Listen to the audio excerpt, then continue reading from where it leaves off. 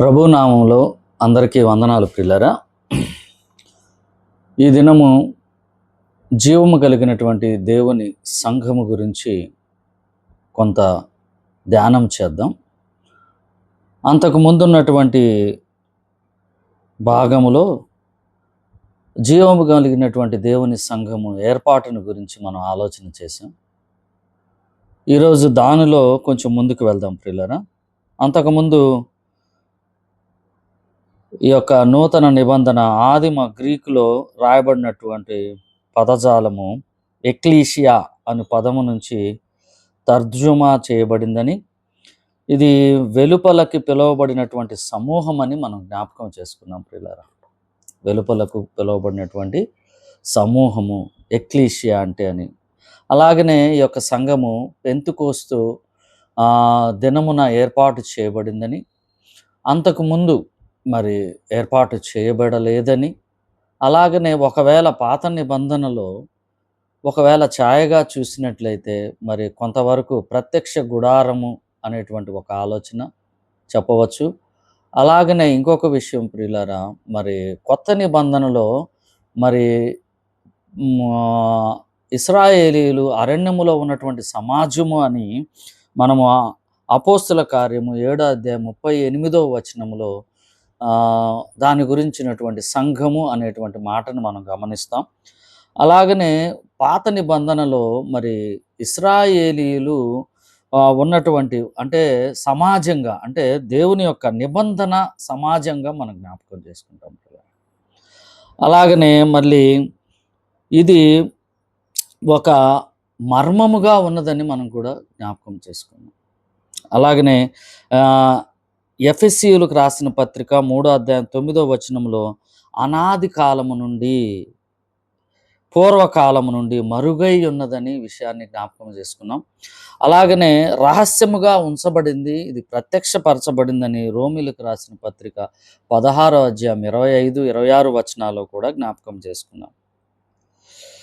అయితే సంఘము గురించినటువంటి ప్రస్తావన మొట్టమొదటిగా ప్రభువు యొక్క మాటల నుంచి మనం గమనించాం ప్రియులారా. మొట్టమొదట మత్తయి సువార్తలో 16వ అధ్యాయం 18లో మరి పేతురుతో మాట్లాడుతున్నా లేదా శిష్యులతో మాట్లాడుతున్న సందర్భంలో ఆ యొక్క విషయం గురించి జ్ఞాపకం చేసుకున్నాం. అలాగనే రెండవదిగా మరి మత్తయి సువార్త 18వ అధ్యాయం 17వ వచనంలో కూడా మరి ఈ యొక్క విషయాన్ని మనం జ్ఞాపకం చేసుకున్నాం.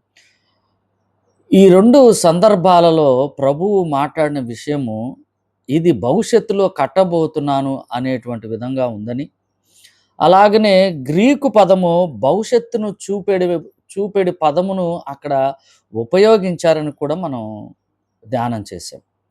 అలాగనే ఈ యొక్క జీవము కలిగినటువంటి దేవుని సంఘము తర్వాత పెంతుకోస్తు దినము నుంచి ప్రారంభమైందని మనకు తెలుసు. అపోస్తుల కార్యం 2వ అధ్యాయంలో మన ఏర్పాటు చేయబడింది. తర్వాత అంతకుముందు ప్రభువు వాళ్ళకి మెస్సియగా తర్వాత ప్రత్యక్షపరుచుకున్నాడు. ఎవరితో? ఇశ్రాయేలుతో అలాగా మాట్లాడటం జరిగింది. తర్వాత ఇంకొక విషయాన్ని ఏమనుకున్నామంటే, కొరింథీయులకు రాసినటువంటి పత్రిక 12వ అధ్యాయం 13లో అప్పటి నుంచి ఒకసారి అది ఆలోచన చేద్దాం ప్రియులారా. కొరింథీయులకు రాసినటువంటి మొదటి పత్రిక 12వ అధ్యాయము 13వ వచనములో ఎలాగనగా యూదులమైనను గ్రీసు దేశస్థులమైనను దాసులమైనను స్వతంత్రమైనను మనమందరము ఒక్క శరీరములోనికి ఒక్క ఆత్మ యందే బాప్తిస్మము పొందితిమి, మన అందరము ఒక ఆత్మను పానము చేసిన వారమైతిమి. ప్రియులారా, మరి మనం గమనించినట్లయితే అక్కడ ఆత్మ బాప్తిస్మం ద్వారా మరి అపోస్తుల కార్యము 2వ అధ్యాయంలో మరి పెంతెకోస్తు దినము రోజు మరి సంఘము ఏర్పాటు చేయబడిందని, అది జీవము కలిగినటువంటి దేవుని సంఘమని మనం జ్ఞాపకం చేసుకున్నాం. అలాగే సంఘమనగా మరి క్రీస్తునందలి నిజమైనటువంటి విశ్వాసుల గుంపు అని కూడా మనం జ్ఞాపకం చేసుకున్నాం పిల్లలు. అయితే ఈ దినము ఈ యొక్క సంఘము, జీవము కలిగినటువంటి దేవుని యొక్క సంఘములో ఎలాగా సంఘములో ఉన్నటువంటి విశ్వాసులు పిలువబడ్డారో దానిని కొంత ధ్యానం చేద్దాం. కొంతమంది దీనికి విపరీతంగా కూడా ఆలోచన చేశారు. అది కూడా ఆలోచన చేద్దాం. మొదటిగా మనకు తెలుసు, జీవము కలిగినటువంటి దేవుని సంఘము అంటే అది లోకములో ఉన్నటువంటి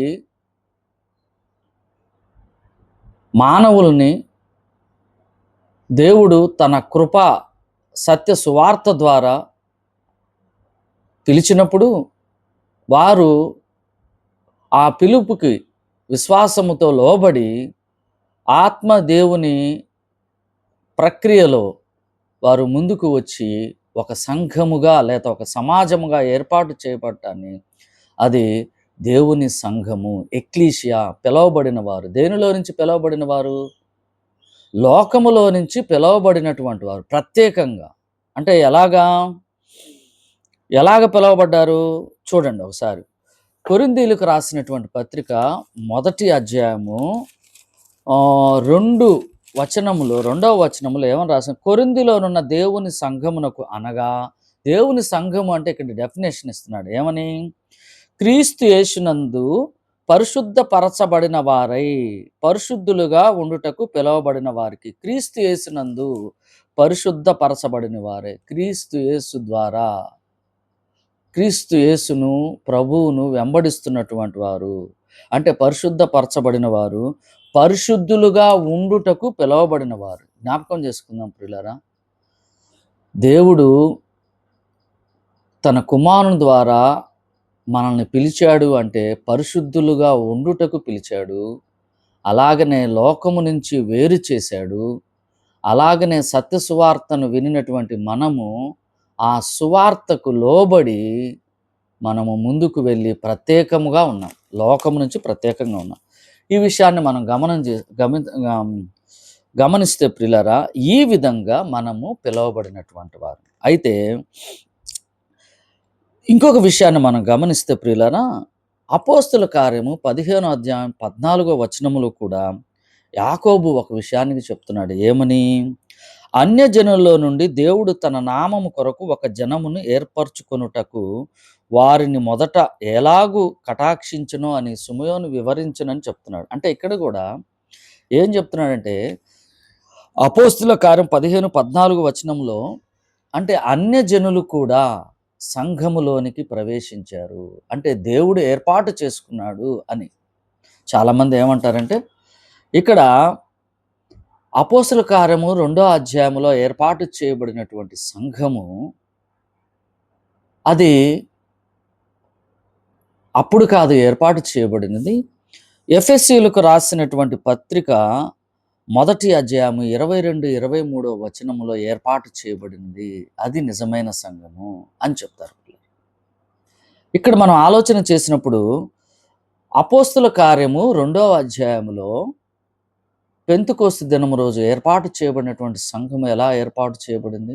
అక్కడ దాదాపుగా 120 మంది అపోస్తలులతో ఏర్పాటు చేయబడినటువంటి బిడ్డలు, విశ్వాసులైనటువంటి వారు మేడగదిలోనికి వెళ్ళి తర్వాత వారు ఏకరూపంగా అంటే ఒకే ఆత్మతో వారు నిరంతరం ప్రార్థన చేయుచుండగా దాదాపుగా 120 మంది ఏం చేయగలిగింది? అక్కడ ఆత్మ బాప్తిస్వము ద్వారా వారు రక్షించబడ్డారు, విశ్వాసులుగా ఎంచబడ్డారు, సంఘముగా ఏర్పాటు చేయబడ్డారు. తర్వాత పేతురు మరి సువార్త ప్రకటించినప్పుడు దాదాపుగా 3,000 మంది అక్కడ చేర్చబడ్డారు. ప్రియులారా, మనం గమనించినట్లయితే అదే 2వ అధ్యాయము 40 నుంచి మనం చదివినప్పుడు అక్కడ 47వ వచనం వరకు దాదాపుగా 3,000 మంది అక్కడ ప్రభు యొక్క సువార్త విని వారు చేరటం జరిగింది ప్రియులారా. అలాగనే ఈ విధంగా సంఘములో దినదినము సత్య సువార్త విని రక్షించబడినటువంటి లేకపోతే విశ్వసిస్తున్నటువంటి సమూహము ఇండివిజువల్గా సంఘములో చేర్చబడుతూ ఉన్నారు. ప్రారంభం ఎప్పుడు? అపోస్తుల కార్యం 2వ అధ్యాయం. ప్రారంభ దినం ఎప్పుడు? పెంతెకోస్తు దినం. అయితే ఇక్కడ ఒక విషయాన్ని గమనించినట్లయితే చాలామంది ఏం చేస్తున్నారంటే, అక్కడ కాదు అని చెప్తున్నారు. మనం అనుకున్నాం ఏమని?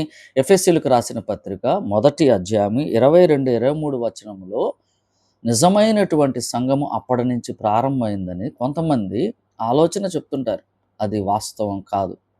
మనము లేఖనాలను చాలా జాగ్రత్తగా మనము ధ్యానము చేయాలి ప్రియులారా. అలాగనే ఇంకొక విషయాన్ని మనం చూద్దాం. ఇక్కడ ప్రియులారా,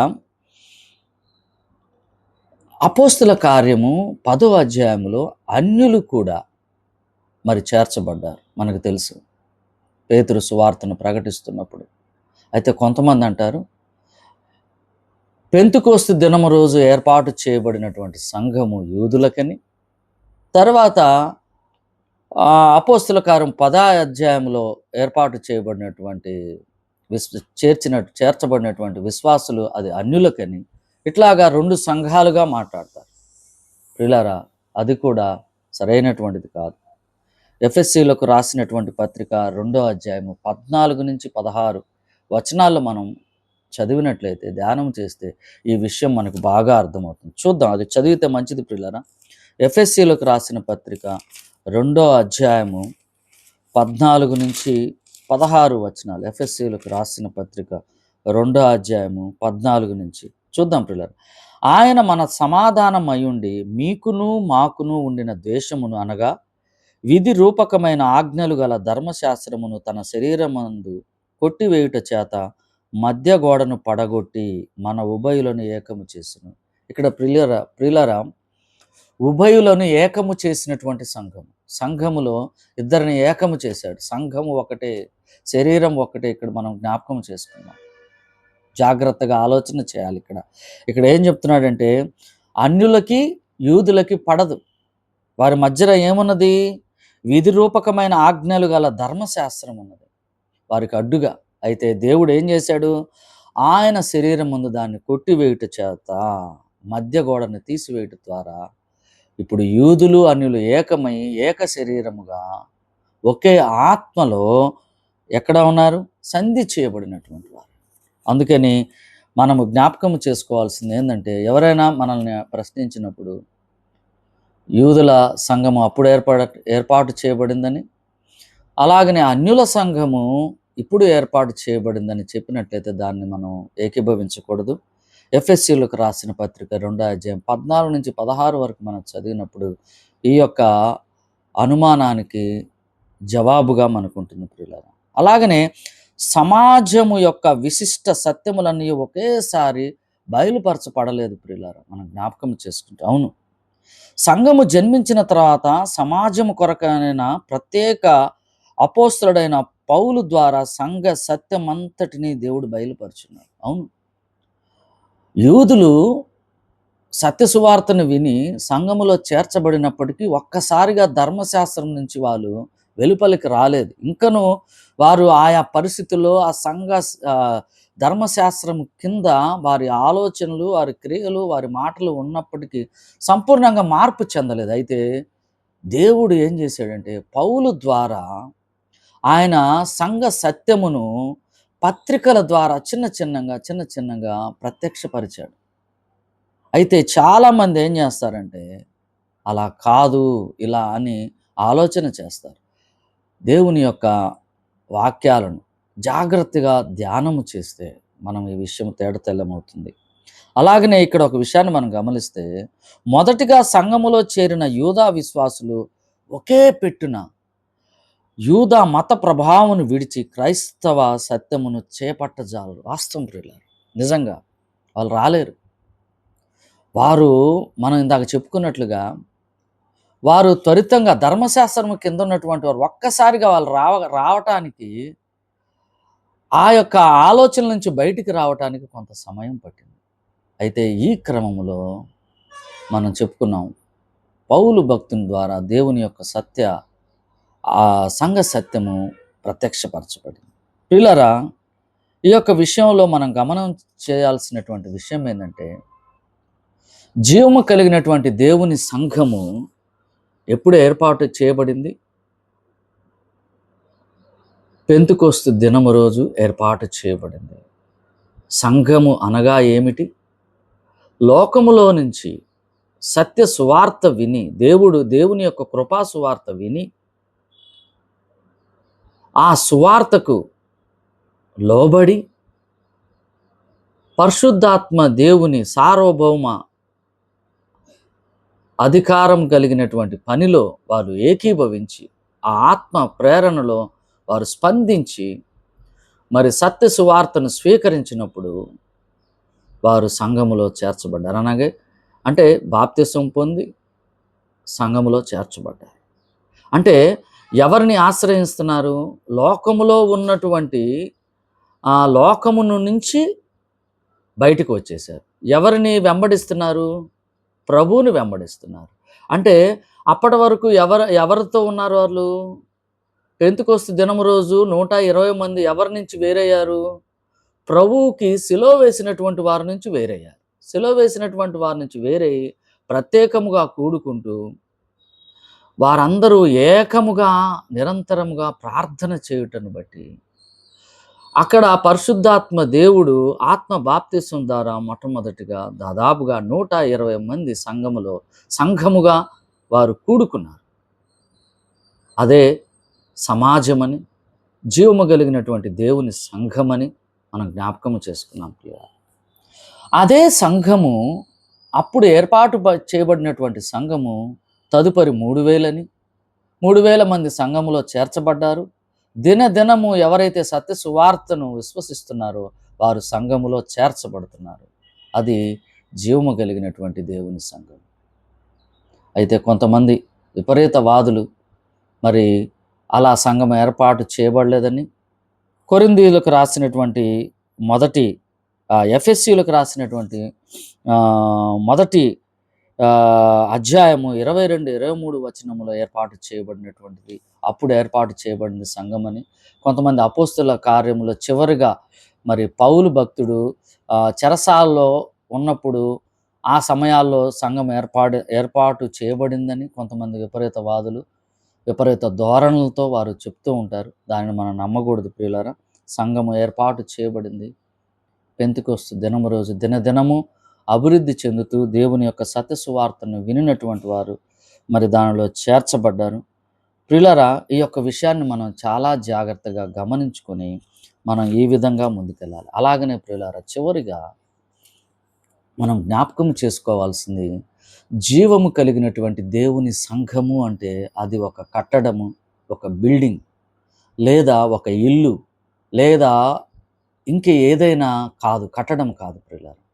ఎవరైతే ప్రభు యొక్క రక్తధారలో కడగబడినటువంటి ఒక గుంపు, ఒక సమూహాన్ని సంఘము, సమాజం అని పిలుస్తారు. అంతేకాని ఒక పెద్ద బిల్డింగ్ కట్టుకొని ఆ బిల్డింగ్లో అందరూ కూర్చొని ఇది సంఘము. చాలామంది ఏం చెప్తున్నారంటే ఈ మధ్య కాలంలో అని కాదు, చాలా రోజుల నుంచి చర్చ్ అంటున్నారు. కాదు ప్రియులారా, చర్చ్ అంటే ప్రభు యొక్క సత్య సువార్తను విని లోకమునకు వేరేయి ప్రత్యేకించబడినటువంటి వారు, పరిశుద్ధులుగా ఉండుటకు పిలువబడినటువంటి వారు. గుర్తుపెట్టుకుందాం ప్రియులారా.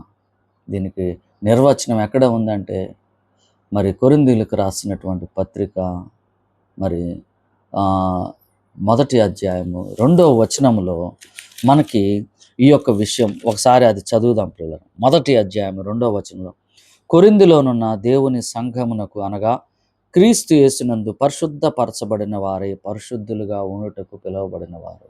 దేవుని సంఘం అంటే ప్రభువునందు పరిశుద్ధపరచబడిన వారు, పరిశుద్ధులుగా ఉండుటకు పిలువబడిన వారు. అది కట్టడం కాదు. గమనిద్దాం ప్రియులారా. ఈ విధంగా మనము ముందున్నటువంటి ఎపిసోడ్లో మరి సంఘం ఎప్పుడు ఏర్పాటు చేయబడింది, ఈ యొక్క భాగములో పిలువబడినటువంటి వారు, ఎక్లీషియా అనేటువంటి పదమును ఆలోచించాం. తర్వాత కొంతమంది వేరే విధంగా ఆలోచన చేస్తున్నప్పుడు దాని గురించి మనం ధ్యానం చేసి సంఘము అపోస్తలుల కార్యము 2వ అధ్యాయంలో ఏర్పాటు చేయబడిందని, పౌలు భక్తుని ద్వారా మరి దేవుడు సంఘ సత్యాన్ని తదుపరి కాలములో మరి పత్రికల ద్వారా ఆ విషయాన్ని ప్రత్యక్షపరచాడని ఈ విషయాన్ని మనం గమనిద్దాం ప్రియులారా. ప్రభు నామములో అందరికీ వందనాలు ప్రియులారా.